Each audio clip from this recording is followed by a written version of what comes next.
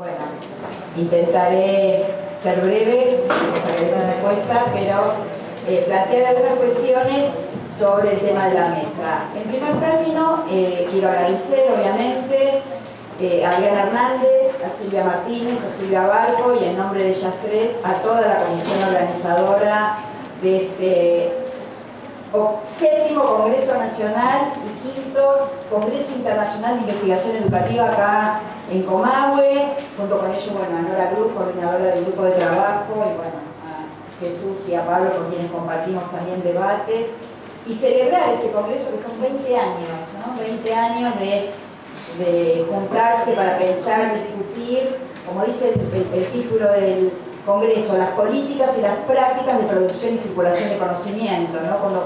Porque cuando estamos discutiendo el derecho a la educación estamos discutiendo producción y circulación de conocimiento, qué conocimientos para quiénes, las disputas en torno a los conocimientos, qué conocimientos definimos como legítimos, qué saberes, quién los reconoce, quién los valida, ¿no?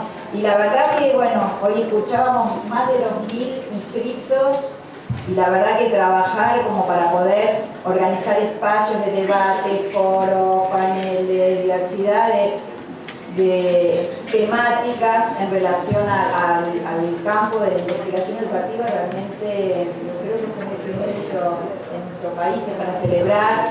Nos volvemos a encontrar investigadoras, investigadores, más experimentados, menos experimentados, de diversos lugares del país, nos volvemos a abrazar y la verdad que es un espacio de encuentro realmente para celebrar y también un espacio de debate e intercambio, ¿no? Y nos recordábamos algunos de los debates que se dieron 20 años atrás con las escuelas autogestionadas de San Luis, no en este espacio, en la Globa lo llaman en la carta ahí de afuera, así que, bueno, realmente celebrar y agradecer la posibilidad de poder compartir algunas reflexiones. El tema de la mesa es la lucha por el derecho a la educación en el contexto latinoamericano, deudas y nuevos desafíos en el escenario actual. Así que yo me voy a referir a Argentina, pero mirado en el contexto latinoamericano, porque el título de la mesa alude a la idea de hay luchas, hay un proceso abierto, hay narrativas en disputa. Hay una multiplicidad de narrativas en disputa. Yo fundamentalmente voy a tomar dos grandes narrativas, tomando el cambio de siglo, que fue la narrativa vinculada a los llamados gobiernos progresistas o democráticos populares y la actual narrativa vinculada a los gobiernos neoconservadores o hablamos de la restauración conservadora. Sabiendo que con esto dejo afuera muchas cuestiones, por eso sabía que Jesús lo iba a tomar, no podemos incluir el caso chileno dentro de la narrativa de los gobiernos democráticos populares, progresistas en la región, pero sí me parece importante esto porque esas narrativas hegemónicas que las vamos a ver en términos de tensiones, en términos de todas las cuestiones que ya venían señalando, ¿no? De sus límites, sus debilidades, de cómo piensa la inclusión y si esto tiene que ver o no con la democratización, etc. Pero digo, esas narrativas las leemos en la actualidad, entonces nos preguntamos cómo narramos hoy lo que consideramos que fue un proceso de ampliación en materia de derechos en el marco de un proceso de restricción de esa relativa ampliación de derechos, en el marco de un proceso de una restauración conservadora en muchos de los países de la región. Entonces no lo vamos a narrar de la misma manera que lo narrábamos hace 4 o 5 años atrás, donde nos parábamos en el lugar de todas las deudas, que las vamos a señalar de esas políticas, pero cuando vemos ciertos retrocesos en términos de lo que algunos analizamos como avances, entonces esa perspectiva sobre esa narrativa se vuelve, digamos, o adquiere otro sentido. Y en esa narrativa me interesa obviamente rescatar los sentidos, y acá, bueno, algo ya se fue trabajando bastante en las exposiciones anteriores, sobre todo la de Pablo y la de Nora, digo, en el caso de Jesús, digo, no porque no la tome, sino porque, bueno, justamente el caso de Chile como modelo de mercado educativo que hoy estamos intentando emular, ¿no? Estamos discutiendo en la actualidad, el lunes hubo una reunión en la Cámara de Diputados, en la Comisión de Educación de la Cámara de Diputados de la Nación, donde se está discutiendo los argumentos en torno a la modificación del artículo 97 y la posibilidad de establecer, ellos no lo llaman ranking, sino que lo llaman listado de posiciones en relación a los resultados de las instituciones educativas en las pruebas Aprender. Así que lamentablemente miramos a Chile muy de cerca, digamos, ¿no? Entonces, digo, me parece importante esto, poder analizar esta cuestión tomando en cuenta ciertos sentidos. ¿Qué actores promueven y estuvieron vinculados a estas narrativas? Y algunas de las políticas, orientaciones de política con sus logros y sus debilidades. Obviamente que todo esto no me va a entrar en 20 minutos, así que en algunos casos pondré solamente algunos títulos para poder seguir pensando, ¿no?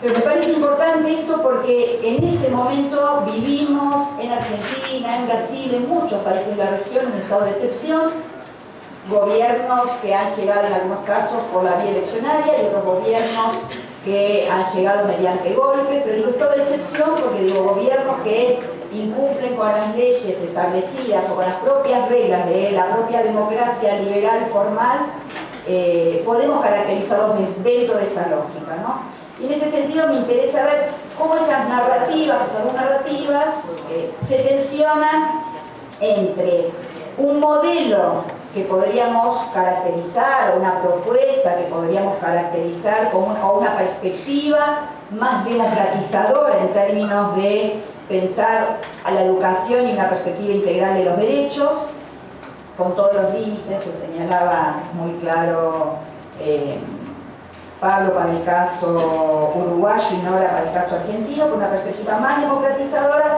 versus una perspectiva, si se quiere, de restauración conservadora, donde la educación vuelve a ser pensada como en términos de una mercancía y donde desapareció del horizonte el discurso de los derechos, el discurso del derecho a la educación. Si recorremos, salvo algunas excepciones, digo, cuando se firmó el compromiso por la educación, o muchas de las medidas de política, o si recorremos el discurso de los funcionarios del Ministerio Nacional, del Ministerio Provinciales, incluido el propio presidente, desapareció de la perspectiva del horizonte discursivo la idea de los derechos. Y ni hablar de la educación como un derecho integral, de paso, digo, mirando acá a muchos de quienes están presentes, pero digo, miro a Graciela Morgade, decana de nuestra facultad, la perspectiva integral de los derechos también incluye el derecho al aborto legal, gratuito y seguro, ¿no? Entonces, cuando hablamos del derecho a la educación, no podemos desconocer que el derecho a la educación hay que enfocarlo en una perspectiva integral de los derechos. Muchas de las limitaciones de cómo se pensó, escuchando lo que Pablo planteaba, tienen que ver con cómo se piensa ese sujeto al otro, pero cómo se piensa ese otro, ese sujeto, la carencia, etc., tiene que ver con las propias desigualdades y formas de redistribución social que el sistema genera, ¿no? Y me pregunto si es posible sobre el sistema educativo construir un otro lugar que tome la igualdad como punto de partida, ¿no? Y como un valor central a verificar si es la desigualdad o la distribución de lo que la sociedad produce lo que caracteriza a nuestras sociedades, ¿no? Entonces, en esas dos narrativas hablamos de igualdad de oportunidades, igualdad de posibilidades, hablamos de un modelo de mercado o de un modelo más articulado en la lógica de la justicia social, hablamos o pensamos en términos de procesos que caracterizaron las diversas perspectivas sobre el derecho a la educación y que, como dice Miguel Arroyo, decía ya hace unos años atrás, pero no mirando solo el caso brasileño, sino mirando en general estas luchas por el derecho a la educación, no podemos comprender la construcción del sistema educativo y del derecho a la educación en América Latina fuera de la historia de los colectivos marginados, de los sujetos concretos de ese derecho y del conjunto de derechos humanos universales. Una historia que en América Latina estuvo mucho más marcada por la negación que por la garantía de esos derechos.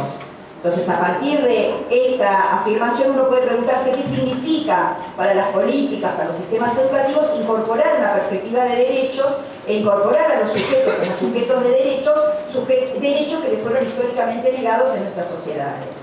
Desde esa perspectiva, entonces, señalo, simplemente no me voy a detener por una cuestión de tiempo, pero uno puede analizar cómo a partir del cambio de siglo asistimos a un proceso político complejo, contradictorio, si se quiere una disputa hegemónica como la define García Linera, en el cual la continuidad de las políticas neoliberales con los gobiernos post-neoliberales, categoría que ameritaría varios encuentros, que hablamos de posneoliberalismo, algunos la discuten, inclusive como categoría económica vinculada a la continuidad de las políticas extractivistas.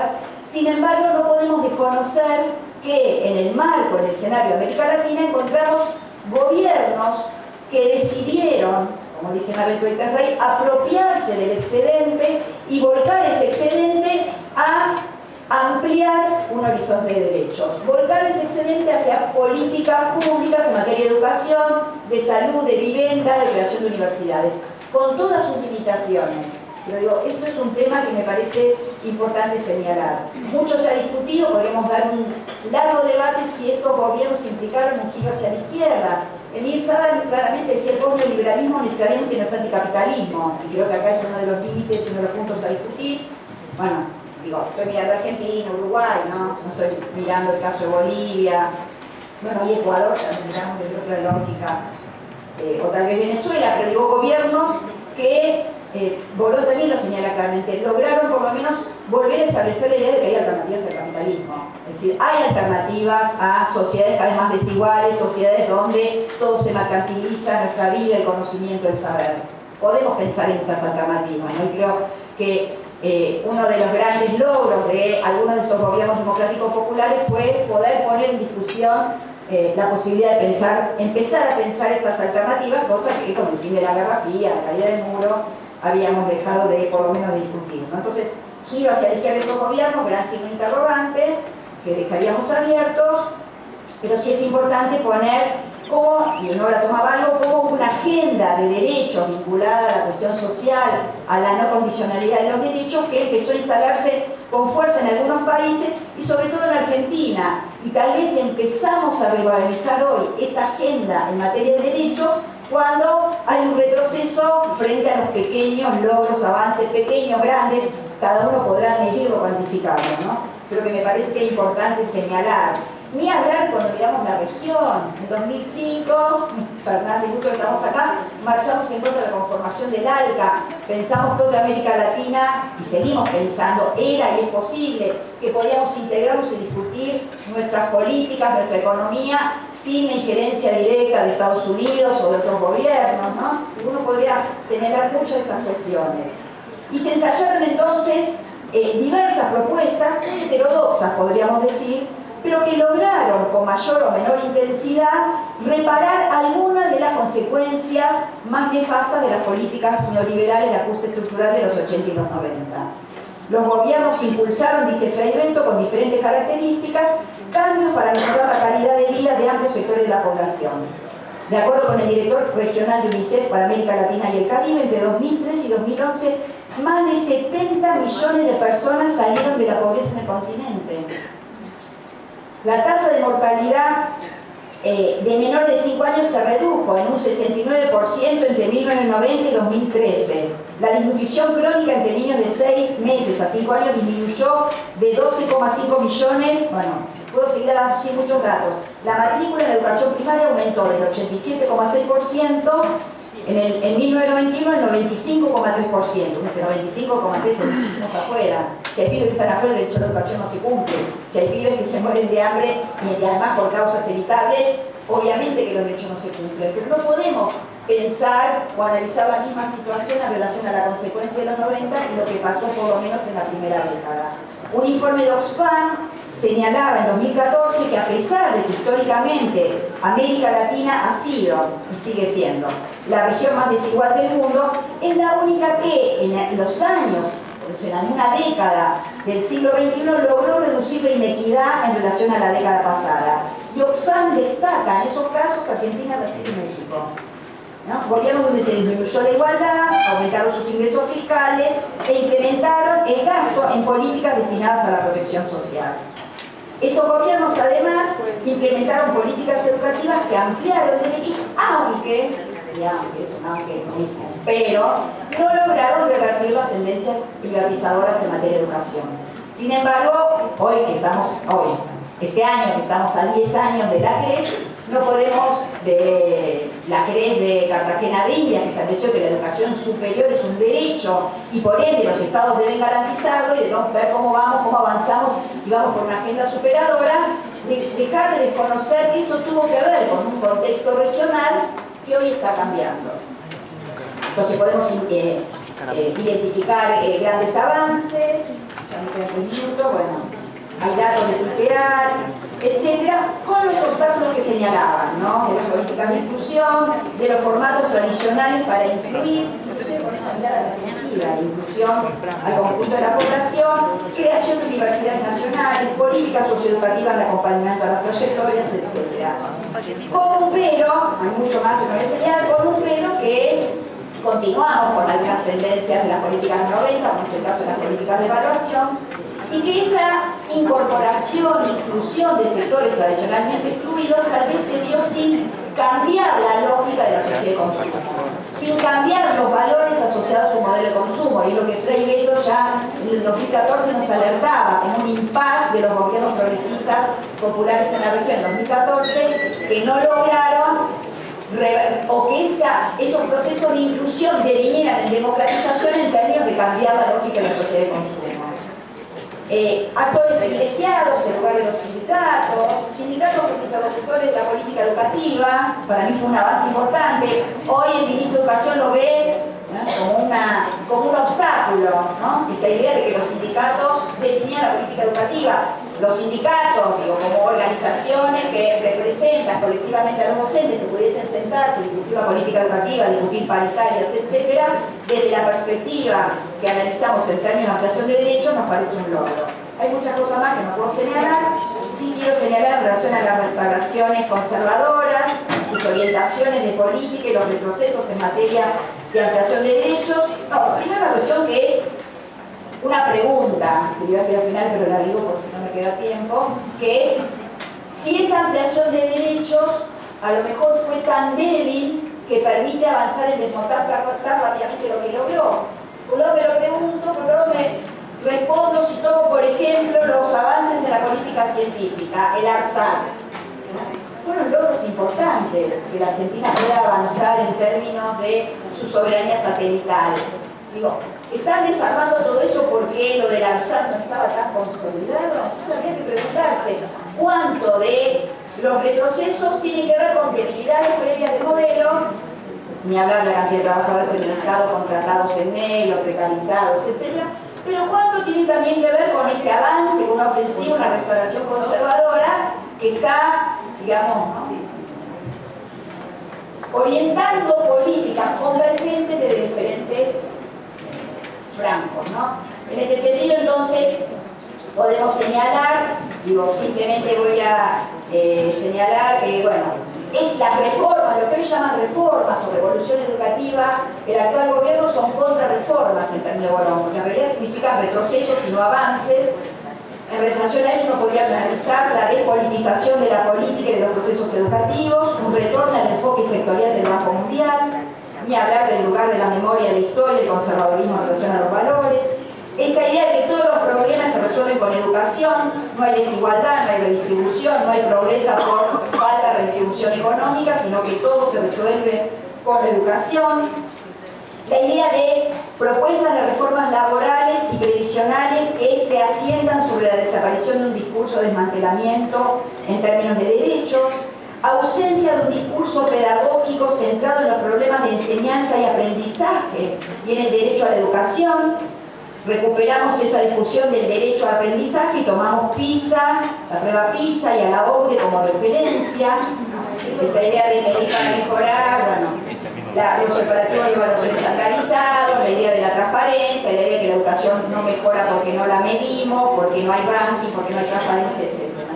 Este desplazamiento de los problemas pedagógicos además viene acompañado de un modelo de extranjerización de la educación, y que esto, hago solo una cita de una de las hallazgos de nuestra investigación sobre tendencias privatizadoras, cuando hablo de extranjerización de la educación, tomo como ejemplo el convenio que el Ministerio de Educación de la Nación y 4 provincias firmaron con la Fundación Barclay, SUNY Barclay, el que da el premio al docente, el mejor docente del mundo, por $5,5 millones firmado en dólares en la Argentina con la Fundación educación en sede argentina con cada una de las provincias para abrir los CLIE, los centros de liderazgo educativo.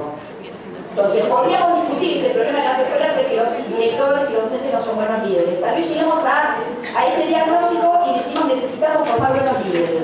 No hay en la Argentina investigadores, fundaciones, centros de investigación que puedan desarrollar cursos de liderazgo educativo, porque si miran los convenios, bueno, fue difícil llegar porque los convenios en este gobierno de la transparencia no son transparentes. ¿Por qué el curso de liderazgo educativo de una fundación que viene, se instala en las provincias y tiene la exclusividad para dar esa formación?